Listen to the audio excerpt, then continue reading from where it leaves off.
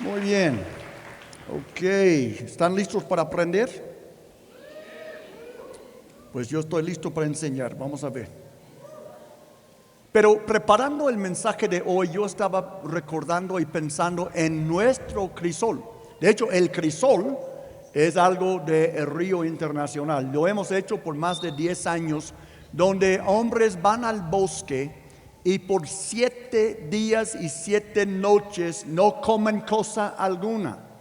Y lo único que toman es agua. De hecho, ¿cuántos hombres aquí han ido alguna vez al crisol? Levantan las manos sin pena, ¿sí? Levantan las manos. Vamos a dar un aplauso a todos estos valientes que saben lo que es sufrir. Nunca puedo olvidar el primer año que hicimos el crisol. Lo hicimos en La Malinche. Un friazo, porque siempre es Semana Santa. A veces en La Malinche nos llovía. Siempre frío. Yo ponía 3 pares de calcetines y todavía mis pies estaban congelados en la noche. Pero más que nada recuerdo que don Alejo subía con nosotros el primer año. Y ya era anciano. Don Alejo es mi escudero que ora por mí. Él y su esposa siempre están intercediendo por mí. No quiero darle pena a Don, pero la verdad, Don Alejo yo lo tenía a mi lado siempre. Y él no sabía, pero yo estaba orando, Señor, que no muera, que no muera, que no muera. Después Lino también subió con nosotros, ¿verdad? Pero aguantó los 7 días y desde entonces cientos han subido. En los 10 años, algunos repetidos, hemos tenido no sé cuántos hombres han subido y muchos creen que no van a poder hacerlo, pero lo hacen, sí, porque tú puedes aguantar mucho más de lo que crees que puedes aguantar. De hecho, muchos de ustedes, yo sé, que han pasado por tiempos difíciles. No tengo que decir levanta la mano, porque si tienes un poco de edad, todos hemos pasado tiempos difíciles de vez en cuando, ¿sí o no? Pero a veces pasamos por los tiempos difíciles voluntariamente y a veces involuntariamente. Por ejemplo, cuando los hombres van al crisol, voluntariamente se meten en problemas, digamos, no en problemas, pero en tiempos difíciles. Ellos van a sacrificar la tripa. Cuando van al crisol, van a sacrificar el sueño, van a sacrificar tiempo con la familia, van a ofrecer un sacrificio a Dios, porque como yo escuché decir un pastor africano una vez, el fuego de Dios cae sobre sacrificios, ¿sí o no? Pero muchas veces pasamos por tiempos difíciles involuntariamente, es decir, que no queríamos pasar una prueba, pero vino la prueba. No queríamos hacer un sacrificio, pero ahí estuvo y tuvimos que hacerlo. Como sea, todos vamos a pasar tiempos difíciles. Sea que tú solito te metas en un reto como el crisol, o si Dios decide, o el diablo decide atacarte, tarde o temprano vamos a pasar por una prueba. ¿Cuántos están conscientes de eso? Pero pensando en uno de esos tiempos, nada más piensa en un tiempo. Algunos de ustedes parece que viven en el desierto, ¿verdad? Siempre un problema, pero comercial.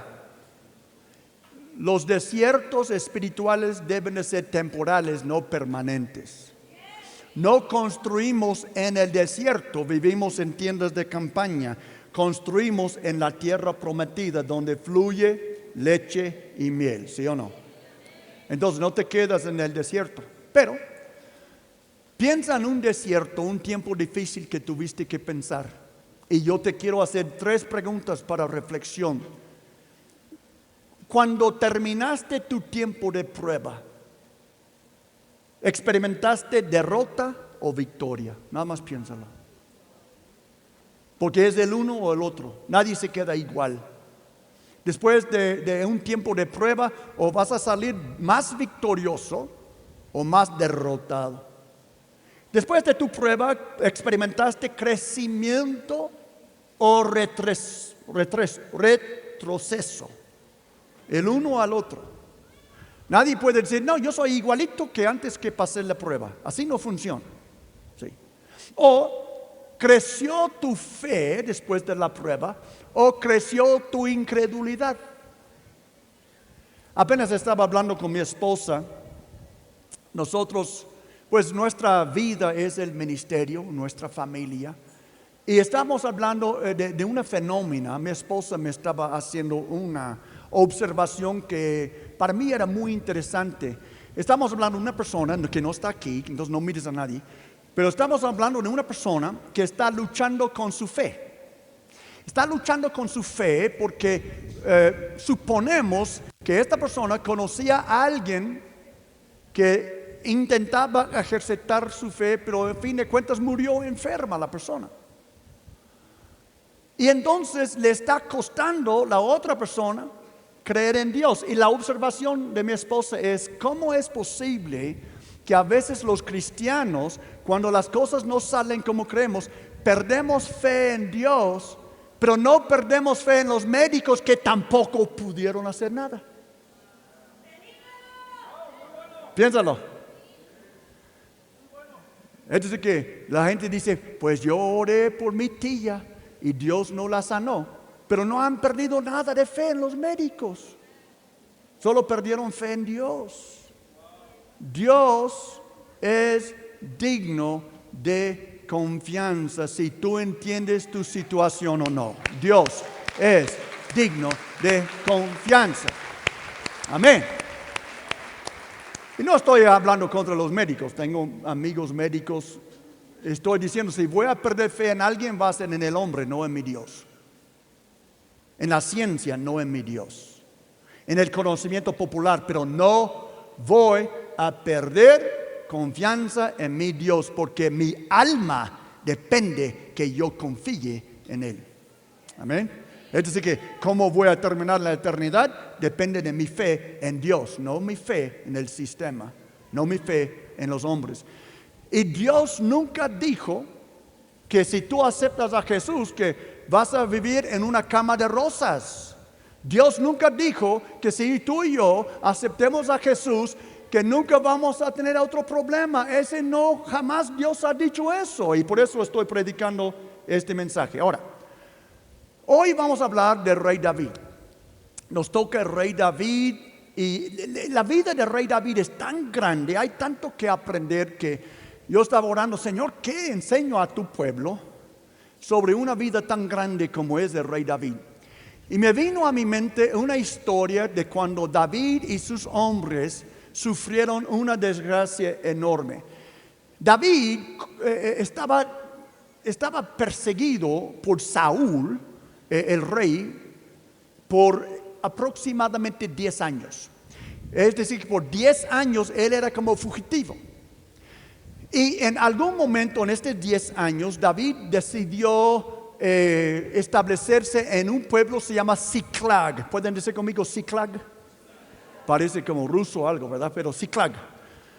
Y él tenía 600 guerreros, soldados que estaban con él, y todos los soldados tenían cada uno su propia familia.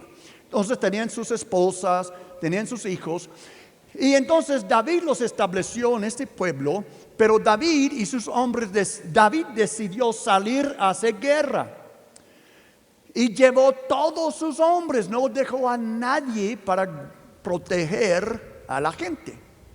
Porque a veces pensamos, no pasa nada, nada malo va a pasar. No oramos antes de salir de viaje porque pensamos que nadie nos va a pasar, y después un choque.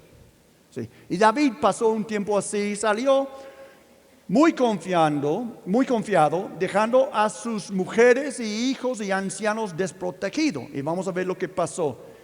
Primero de Samuel, capítulo 30. Al tercer día, están regresando de donde iban a hacer batalla.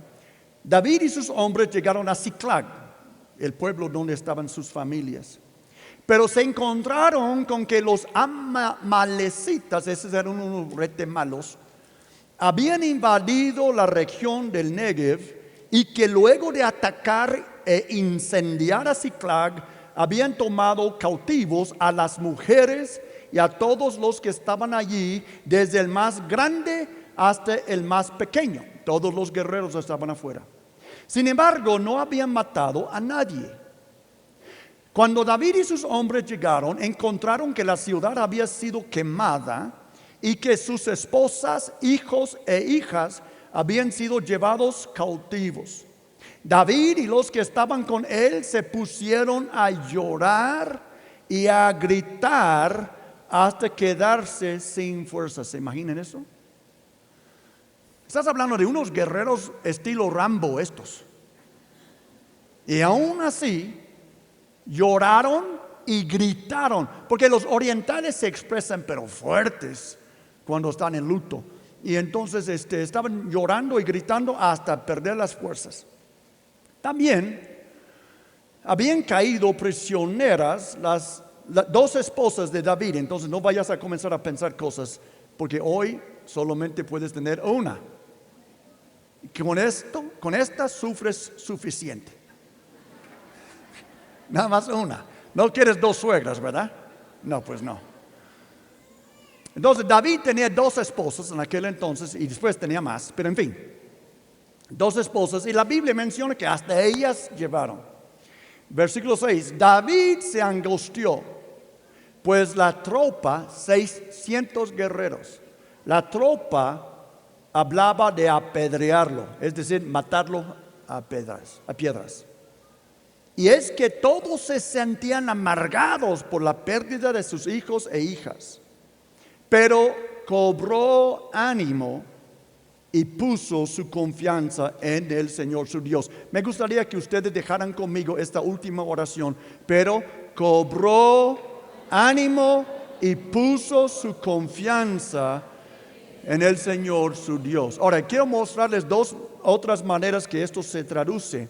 La Reina Valera, la antigua, dice: David se esforzó en Jehová su Dios. La Nueva Biblia de las Américas, que es una muy buena, también dice: pero David se fortaleció en el Señor su Dios. Quiero usar esta traducción, se fortaleció en el Señor su Dios, porque nos va a ayudar mucho a entender la lección de hoy. ¿Qué es? La lección de vida de hoy es que hay momentos en la vida cuando uno tiene que fortalecerse a sí mismo. No que voy a ir para que el apóstol ore por mí, voy a ir a las clínicas para que oren por mí. Hay tiempos cuando tú y yo, cada quien, tiene que fortalecerse a sí mismo en el Señor. No con la psicología popular, no que voy a dominar mi voluntad. David se fortaleció en el Señor. Sí, fortaleció a sí mismo en el Señor. Una vez más, la Biblia dice en versículo 4, David y los que estaban con él se pusieron a llorar y a gritar hasta quedarse sin fuerzas. Todos se sentían amargados por la pérdida de sus hijos e hijas. Pero David se fortaleció en el Señor su Dios. La Biblia no menciona lo que hicieron los otros 600 hombres. Porque los otros 600 hombres no conocían a Dios como David conocía a Dios. Ese es el David que mató a Goliat. Ese es el David que fue ungido rey de Israel cuando era un niño en el campo de su papá con las borregas. Ese es el David que había escrito salmos al Señor y va a escribir más después de esto. David era el hombre que Dios dijo: ese es un hombre conforme a mi corazón. Entonces él tenía una relación con Dios que le permitió fortalecerse en el Señor. Los demás no estaban pensando en fortalecerse en el Señor, ellos estaban pensando en matar a David. ¿Por qué querrían matar a su líder? porque pues dejó a nuestras mujeres sin protección, este tonto no dejó a nadie a cuidar a los hijos, todo esto es su culpa. ¿Cuántos de ustedes reconocen que cuando la gente pasa por algo muy fuerte, es muy natural que busquen a un culpable, sí o no? ¿Quién no lo hace? Por ejemplo, si yo estoy metiendo un clavo, voy a usarme a mí como ejemplo para no usar a ustedes. Estoy metiendo un clavo en el rancho y mi esposa está atrás de mí, chipi, chipi, chipi, chipi, hablándome de algo. Y me pego el gordo. ¿Con quién crees que me voy a enojar? Con ella. ¿Por qué me estabas hablando? Mira que me golpeé el gordo con el martillo. Porque es natural. Y entonces, a veces en tu vida, algo va a pasar y alguien te va a echar la culpa, pero no es tu culpa. Es que son las circunstancias de la vida. No tiene que haber siempre un culpable por todo lo que pasa en la vida. De hecho, muchas veces no sabemos por qué las cosas pasan y es una pérdida de tiempo estar tratando de averiguar y adivinar porque a mí, mejor que te fortalezcas en el Señor. David se fortaleció en el Señor. Entonces, hay momentos en la vida cuando uno tiene que fortalecerse en el Señor, y les voy a decir por qué. Porque nadie más te va a fortalecer, ni les va a importar. Nadie más te puede ayudar. Hay tiempos en la vida que tú tienes que caminar solo. Ahora, no estoy hablando con aquellos malos cristianos que quieren ser miembros de iglesias de internet que me están escuchando.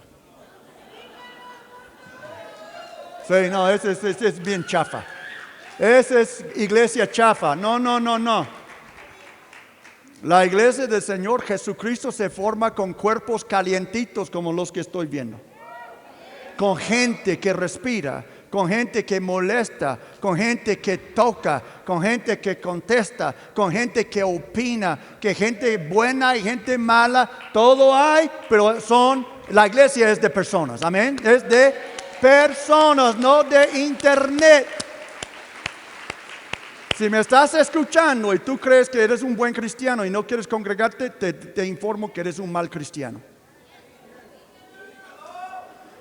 Malísimo. Porque la Biblia dice: no dejen de congregarse como algunos se acostumbran a hacer. Sí.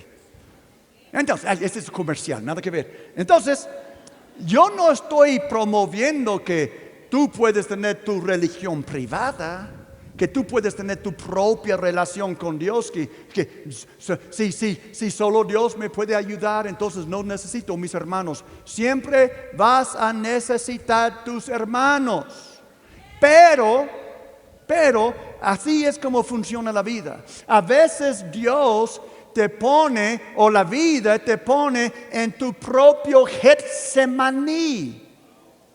Ni Jesús podía contar con sus 12 discípulos cuando Él estaba en Getsemaní. Así es como funciona la vida. Mira, nadie puede entender tu prueba. Dios entiende tu prueba. A veces las personas dicen: yo quiero que usted me escuche. No, que Dios te escuche, hombre. Necesitas hablar con Dios. Necesitas doblar la rodilla. Necesitas clamar al Señor. Necesitas aprender cómo fortalecerte, porque nadie más lo va a hacer. ¿Están conmigo? Salmo, aleluya. ¿Recuerdas que aplaudiste? ¿Recuerdas que aplaudiste cuando te viene la fregada, verdad? Ahora, Salmo 27:10. Fíjense nada más cómo dice esto. La Biblia dice: aunque mi padre y mi madre me abandonen. ¿Te imaginas? Algunos sí. Gente normal dice: no, hombre, no me imagino que mi padre y mi madre, mi papá quizás, pero mi mamá no. Aunque mi padre y mi madre me abandonen, el Señor me acogerá. Y en Mateo, hablando de Getsemaní, déjenme mostrarles lo que pasó con Jesús y sus discípulos. Yo creo que no hay nadie aquí que sus chicharrones suenan más buenos que Jesús. Y entonces, lo que quiero decir es que si a Jesús le pasó esto, ¿qué esperas tú? Que todos van a ser leales contigo, que todos van a cantar tus alabanzas, que todos van a estar contigo. Vamos a ver qué pasó. La noche en que Jesús fue traicionado, Él dijo, esta misma noche, está hablando con los 11, porque Judas ya había ido al otro lado. Él dice, esa misma noche, todos ustedes me abandonarán. Versículo 33. Aunque todos te abandonen, declaró Pedro, que era bueno para hablar, yo jamás lo haré. Versículo 35. Aunque tengo que morir contigo, insistió Pedro, jamás te negaré. ¿Y qué crees? Los demás discípulos dijeron lo mismo. Entonces hay 11 hombres que comían con Jesús, que viajaban con Jesús, que recibían poder de Jesús, hombres de destino, y los 11 hombres están diciendo, yo jamás te abandonaré, Jesús, aunque tú dices que sí. Versículo 56 dice en la Biblia, entonces todos, ¿cuántos? Todos los discípulos lo abandonaron y huyeron, tal como Jesús dijo. Ahora, el punto no es echarle tierra a Tomás y Mateo y Pedro y Juan, porque eran seres humanos como la gente que tampoco te entiende a ti. Son seres humanos como la gente que no tiene por qué llevar tu carga. ¿Sabes qué? Todos tenemos nuestros propios problemas, Miguelito. No sé por qué me salió Miguelito, pero hablemos de un Miguelito aquí que anda trompudo porque nadie me entiende, todos me odian. ¿Qué voy a hacer? Comer gusanitos. Nadie me quiere escuchar. Yo hice una cita con Pastor Antonio y después de 3 horas ya no me quiere escuchar más. Pues lo cansaste. Entiéndelo. ¿Cómo lo digo sin ofenderles? No, mira. No es que no me importa tu problema. Es que no soy tu salvador. No es que soy insensible, es que no soy tu mamá. No es que tu problema no es importante, pero solo uno conoce lo que está en el profundo de tu corazón. Estás hablando con la persona incorrecta cuando me estás hablando conmigo, porque aquel que está sentado a la diestra de la majestad, Él es aquel que intercede por ti y Él es aquel que te puede ayudar. A Él sea la gloria por los siglos de los siglos. Amén. Mira, estoy enseñándoles a ser grandecitos en el Señor. Sí. Porque pues un niño chiquito, ahí está siempre su mami apapachándole, vistiéndole, besándole, animándole, pero un día tiene que agarrar su mochila y salir de la casa, donde el mundo no le importa nada de lo que le va a pasar. Y en ese día es cuando ese joven tiene que recordar lo que sus padres le enseñaron. Y tiene que en alguna manera fortalecerse a sí mismo en el Señor. Ahora, hay 3 maneras de fortalecerse. ¿Cuántos quieren saber cómo fortalecerse? Porque no es el ahí se va. Esa es una técnica, hay que saber cómo hacerlo. Entonces yo lo puse las 3 palabras en R para ayudarles a recordar. Digan conmigo, recordar, recitar, reafirmar. Esas son las 3 cosas. No es fácil. Mira, le tengo que decirles algo. No hay soluciones fáciles de la vida. A veces la persona dice, apóstol, quiero hablar con usted solo 5 minutos. ¿Y quieren que yo les arregle la vida en 5 minutos? No hay soluciones fáciles de la vida. Digan conmigo, no hay soluciones fáciles de la vida. También digan conmigo, pero sí hay soluciones. Hay soluciones. Y ahí va una solución. Primero tengo que recordar, ¿qué tengo que recordar? Si yo voy a saber cómo defenderme espiritualmente, si voy a saber cómo fortalecerme en el Señor cuando todos están en mi contra, tengo que recordar las obras de Dios. ¿Qué tengo que recordar? Salmo 77 dice, me acordaré de las obras del Señor. Ciertamente me acordaré de tus maravillas antiguas. Meditaré en toda tu obra y reflexionaré en tus hechos. Hay que recordar las obras del Señor, ¿verdad? Hay que recordar las obras del Señor, amén. Salmo 111, hablando de Dios, ha hecho sus maravillas, ¿para qué? Para ser ¿qué? Recordados o recordadas.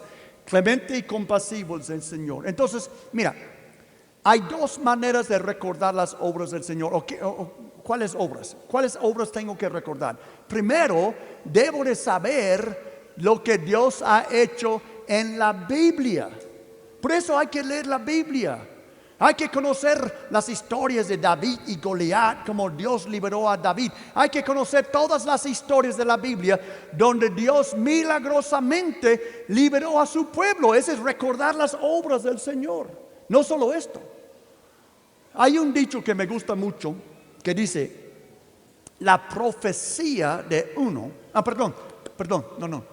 el testimonio de uno es la profecía de otro. Hay que recordar lo que Dios ha hecho en la vida de otras personas. Cuando tú puedes decir, yo recuerdo que la Biblia dice que Dios hizo este milagro. Y también yo recuerdo lo que Dios hizo en la vida de mi hermano fulano, en la vida de mi hermana fulana. Yo sé que Dios puede ayudar a mí porque yo recuerdo lo que Dios ha hecho. Amén. Después tienes que recitar. ¿Pero recitar qué? ¿La Ave María? No. ¿Recitar el Padre Nuestro? Tampoco. Ahora, debes de decir el Padre Nuestro. Yo hice el Padre Nuestro esta mañana antes de salir de mi casa. Yo creo que debemos de recitar el Padre Nuestro cada día. Pero hay que recitar las promesas de Dios. Digan conmigo, voy a recitar las promesas de Dios. ¿Dónde están las promesas de Dios? En la Biblia. No es lo que uno saca de la manga. No es algo que alguien inventa. Las promesas de Dios, ¿dónde están? En la Biblia. Por eso hay que leer la Biblia. Y no solo hay que leer la Biblia, mas también hay que memorizar textos de la Biblia que impresionan tu corazón. Hay que memorizar. ¿Por qué? Para que puedas recitarlos. ¿Qué hizo Jesús en la tentación? Cada vez que el diablo dijo, oye, y el diablo vino con sus tonterías, Jesús decía, escrito está, y recitaba un texto bíblico. Jesús no tuvo que decir, ¿dónde está el arroyo de quién sabe cuál libro para que lo busco? No, lo tenía en el corazón. Hay que recitar cuando tú estás pasando un problema y nadie más te puede ayudar. Ayúdate a ti mismo recordando las obras del Señor y recitando sus promesas. Amén. Por ejemplo, Salmo 119, 43, la Biblia dice, no me quites ¿de qué? No de mi corazoncito. No me quites de la boca la palabra de verdad. Cuando la Biblia dice no me quites, Señor, de la boca la palabra de verdad, es porque tiene esta persona la palabra de Dios, ¿dónde? En su boca. Es decir, que está recitando la Biblia, está memorizada en su corazón y saliendo de su boca. Quiero decirles algo que yo he entendido. La Biblia dice que todos los cristianos tenemos una espada del Espíritu. ¿Qué es la espada del Espíritu? ¿Quién sabe? La palabra de Dios. Pero ¿dónde lleva un cristiano su espada? ¿En la mano? No, en la boca. La espada de un cristiano está en su boca. Él habla la palabra de Dios. Él habla, él recita lo que Dios ha prometido. Y es como una espada espiritual. No es como, es una espada espiritual que sale de su boca para vencer a todos sus enemigos. Porque la palabra de Dios es viva, eficaz y más poderoso, más afilada que cualquier espada de dos filos. Aleluya. No me quites de la boca la palabra de verdad, pues en tus leyes he puesto mi esperanza. El famoso texto que Dios dijo a Josué: recita siempre el libro de la ley y medita en él de día y de noche. Cumple con cuidado todo lo que en él está escrito. Así prosperarás y tendrás éxito. La gente que aprende a recordar lo que Dios ha hecho y a recitar sus promesas, no se queda en el desierto, no se queda en la derrota. Todos tenemos que pasar pruebas, todos pasamos por tiempos de desiertos y de valles, pero por eso estamos aprendiendo cómo fortalecernos en el Señor. Recordamos lo que Dios ha hecho. Decimos, si Dios lo hizo para Él, lo hará para mí. Yo recuerdo que mi Dios no está muerto, Él está vivo. Yo recuerdo sus obras de antigüedad y también yo conozco sus promesas. Y el cristiano va recitando las promesas de Dios. No les voy a preguntar, porque no quiero avergonzarles. Nada más piénsalo y no mires a tu compañero. ¿Cuántos textos bíblicos, aun sea un versículo, tienes memorizado de tal forma que en un momento de crisis tú puedes citar de memoria la palabra de Dios? Y si tú no tienes ni uno, tú eres como una policía con una pistola sin balas.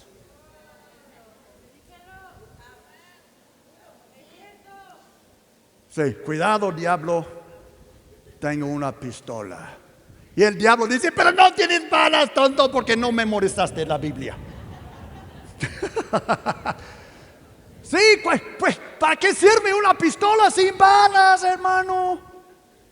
No sirve de nada. ¿Qué son las balas? La palabra de Dios que tú has guardado en tu corazón. Y en un momento tú puedes sacar tu pistola espiritual y darle al diablo y a sus demonios y todo aquel que te quiere vencer en el nombre de Jesús. Porque la palabra de Dios es poderosa y eficaz. Ahora, vamos. Tengo que recordar las obras de Dios. Tengo que recitar las promesas de Dios porque las conozco. Y tengo que reafirmar mi fe en Él. Me encanta yo encontré una definición de reafirmar, dice así: el término reafirmar significa volver a afirmar o confirmar algo que ya ha sido dicho. Todos ustedes cuando se bautizaron dijeron que creían en Jesús. Pues no dejen de creer en Él. Reafirma la fe.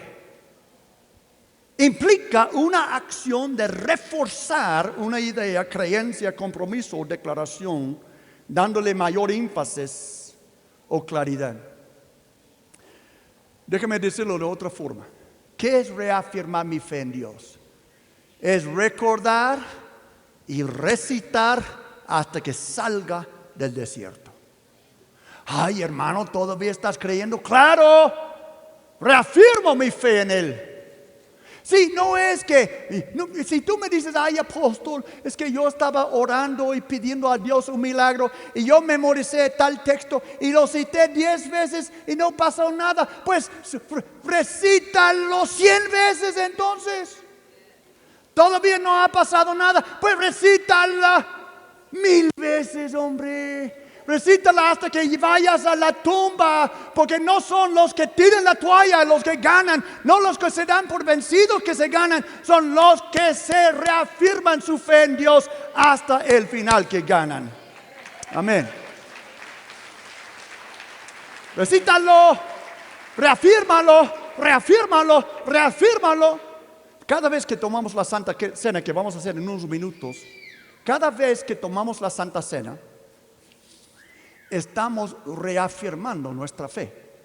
Estamos diciendo, lo que yo confesé en el día de mi bautizo, todavía lo creo. Eso es lo que estamos diciendo cuando tomamos la Santa Cena. Déjenme mostrarles un par de textos y vamos a terminar. Hebreos 4:4 dice, por lo tanto, ya que en Jesús, el Hijo de Dios, tenemos un gran sumo sacerdote que ha atravesado los cielos. ¿Qué dice? Aferrémonos, digan conmigo, aferrémonos, digan conmigo, aferrémonos a la fe que profesamos. ¿Con qué profesamos? Con la boca profesamos. Aferrémonos. A veces cuando yo estoy en oración, en privacidad, tengo mis manos levantadas al cielo y hago puños, pero después digo, Señor, no estoy haciéndote puños, Señor. Estoy aferrándome a la fe que yo profieso. Los cristianos profesan una fe, pero a veces el diablo y el mundo y las circunstancias nos quieren arrancar la fe de nuestras manos y nos reafirmamos aferrándonos a nuestra fe. Nos aferramos como un pitbull, nos aferramos a la fe que profesamos. Uno más, mantengamos firmes. Mantengamos firme la esperanza que profesamos, porque fiel es Él que hizo la promesa. Amén. Les invito a ponerse de pie. Podemos ofrecer un aplauso al Señor por su bondad. Ay. Prediqué tan duro, voy a tomar holy coffee. A todo dar este café. Aferramos.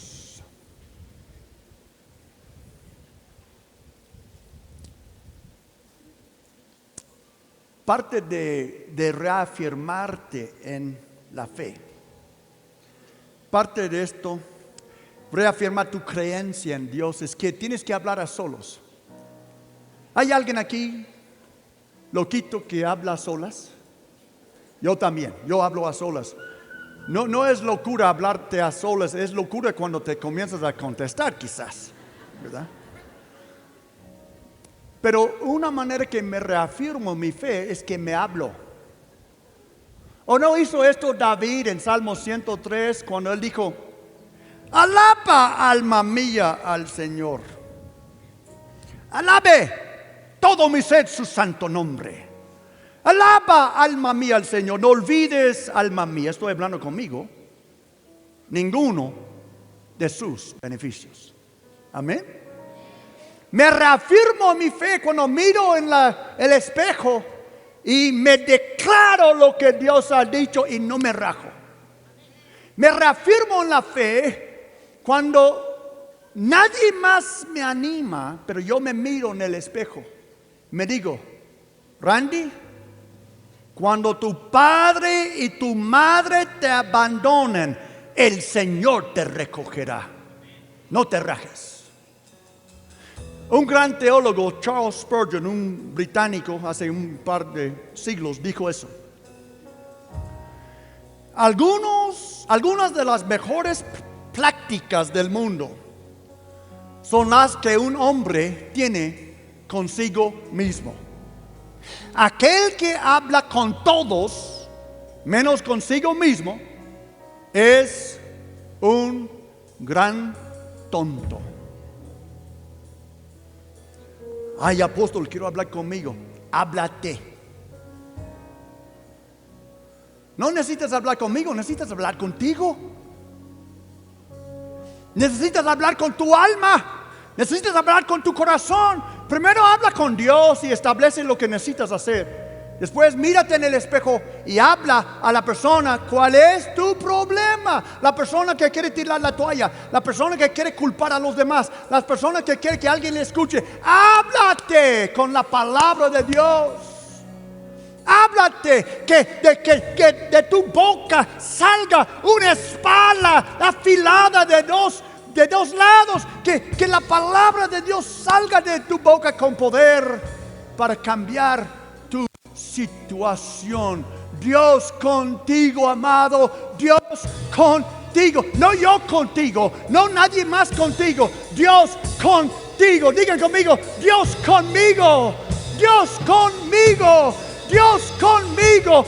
Nosotros que somos de la fe, y bienvenidos todos que no son creyentes todavía, pero nosotros que somos de la fe, estamos corriendo para recibir un premio un día. Y el premio es la corona de la vida. Pero solo aquellos que terminen la carrera van a recibir este premio. Yo soy tu coach, tu entrenador, pero solo tú puedes decidir si vas a llegar o no. Dios quiere que llegues. Él te ayudará a ir. Pero todos los atletas, todos nosotros que hemos corrido, hecho ejercicios, todos nosotros sabemos cómo es cuando tu corazón parece que va a salir del pecho y quieres rendirte. Y en este momento no es el entrenador, el coach que decide si te rindes o no. Cuando tú estás en una carrera, nada más eres tú. El entrenador está marginado. Tú eres la única persona que decide en la carrera si tiras la toalla o si terminas. Solo tú puedes decidirlo. Por eso es tan importante que aprendas a fortalecerte en el Señor. Porque no son los bien intencionados los que ganan el premio. Son los cumplidores. Termino con este texto que escribió el apóstol Pablo a su protegido, su discípulo. A la iglesia de Corinto. Él dijo: ¿no saben que en una carrera todos los corredores compiten, pero solo uno obtiene el premio? Ahora, yo espero que todos ustedes lleguen al cielo, pero el punto ese no es decir que solo uno vamos a llegar. El punto es esto: cada uno en la carrera tiene que echar los kilos para ganar. Todos los deportistas se entrenan con mucha disciplina. Ellos lo hacen para obtener una corona que se echa a perder. En aquel entonces usaban una planta. Nosotros, en cambio, por una que dura para siempre. Así que ahora Pablo va a hablar de sí mismo. Yo no corro como quien no tiene meta. No lucho como quien da golpes al aire. Más bien, golpeo mi cuerpo y lo domino. No sea que después de haber predicado a otros, yo mismo quede descalificado. Pablo sabía bien este mensaje que hoy prediqué. Una vez en la cárcel, él escribió una carta de la cárcel, dijo: todos me han abandonado, como Jesús en el huerto de Getsemaní. Y va a haber un día en tu vida, si ya no ha pasado, donde vas a sentir que nadie te entiende, que todos ya te abandonaron. Pero tranquilo, Dios no te ha abandonado. Y a fin de cuentas, solo Él te puede sacar en adelante de todos modos. Entonces, fortalézate en el Señor. Fortalézate en el Señor. Fortalécete en el Señor. Él es fiel. Él te levantará. Él te dará la victoria. Mira, tengo ganas. Yo pensé orar por aquellos que están luchando, pero sería contradecir el mensaje de hoy. Fortalécete en el Señor. Sé hombre, sé mujer, fortalécete en Él. Señor, ya les dije cómo. Nadie les va a meter el bocadillo en la boca toda la vida. Fortalécense en Él, Señor. El Señor irá donde ustedes están cuando Él ve que se aferraron a Él. Díganle lo que yo le dije un día. A mí no me vas a perder porque no te suelto. No te suelto. De hecho, yo les animo que tomen sus manos así. Imagínense, no están haciendo puños al Señor. Están agarrándole. Están agarrando de su túnica, como aquella mujer que dijo: si solo puedo tocar su túnica, yo sé que yo seré sana. Pues yo no voy a tocar su túnica, me voy a agarrar de su túnica con las dos manos. Ningún diablo me puede quitar los dedos de mi Señor Jesucristo. Estoy agarrado a Él. Él es mi esperanza, Él es mi futuro, Él es mi salvador, Él es mi sanador, Él es mi libertador, Él es mi redentor. Yo no soy nada sin Él. Me aferro a Él. Venga lo que venga, no le suelto. Jesús es el Señor. Jesús es el Señor y Él me ayudará. Ahora les voy a dar un tip. Tengo que terminar. Mientras los miembros estén preparando su Santa Cena, por favor. Mira, tristemente muchos cristianos no leen la Biblia. Qué pena, ¿verdad? Pero si tú quieres sobrevivir estos tiempos hasta la venida de Jesús, más te vale comenzar a leer la Biblia, para que puedas recordar las obras de Dios, para que puedas recitar las promesas de Dios y para que puedas reafirmarte en la fe todos los días. Ahora, yo sé que algunos de ustedes ni una Biblia tienen, o una de estas gigantescas que parece Don Quijote cuando la lees. Entonces les voy a dar un tip. Pueden bajar un app gratuito de Biblias para que puedas leer algo moderno. Y además, tú puedes utilizar el chat GPT, el chat GPT. Y si tú dices, ¿qué dice la Biblia acerca de X cosa? Probablemente te va a dar 1 o 2 versículos. Lo mejor es que lees la Biblia para que conoces. Pero si no sabes nada, si apenas bajaste del Marte y no sabes nada de la Biblia, hay maneras de saberlo, ¿verdad? Tú puedes escribir en ChatGPT, puedes preguntar a un hermano, pero busca la promesa que necesitas para tu vida. Cualquiera que sea tu problema, te garantizo, Dios tiene una promesa correspondiente a tu problema. Una promesa de victoria, de cómo salir. Amén. ¿Cuántos de ustedes lo han experimentado? Que Dios siempre tiene una promesa para cada problema. Amén. Lucas 22. Yo he mencionado esto muchas veces, pero les voy a leer de la Biblia hoy tal cual como dice. En su Getsemaní, cuando sus amigos y discípulos estaban dormidos, Jesús dijo: Padre, si quieres, no me hagas beber este trago amargo,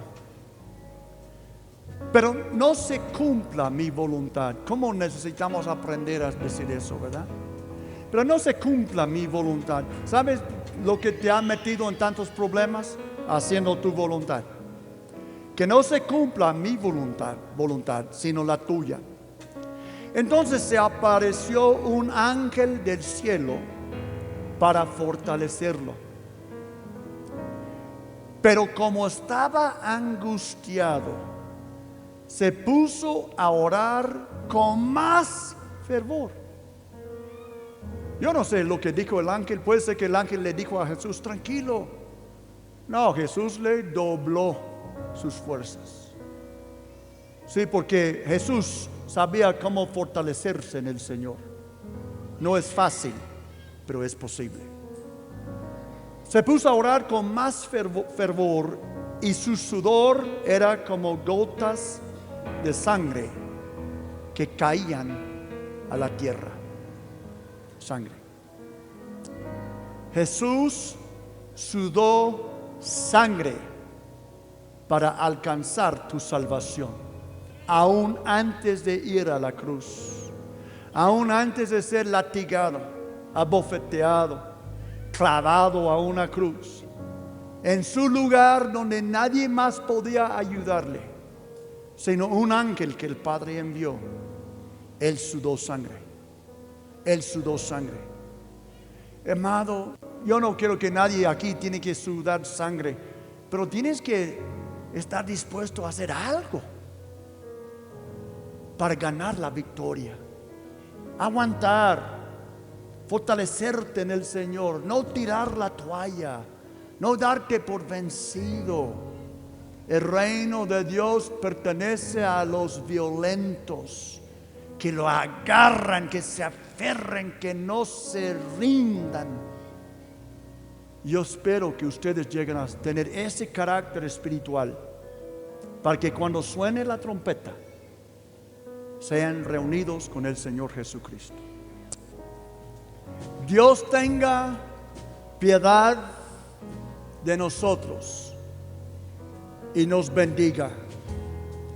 Dios haga resplandecer su rostro sobre nosotros, para que en la tierra, yo quiero añadir hasta Emiliano Zapata, hasta Lázaro Cárdenas, hasta Terrenate, para que en la tierra sea conocido tu camino y en todas las naciones tu salvación. Que te alaben, oh Dios, los pueblos, que todos los pueblos te alaben. Alégrense y canten con júbilo las naciones, porque tú las juzgas con rectitud y guías a las naciones de la tierra. Que te alaben, oh Dios, los pueblos, que todos los pueblos te alaben. La tierra dará entonces su fruto y Dios, nuestro Dios, nos bendecirá. Dios nos bendecirá y le temerán todos los confines de la tierra.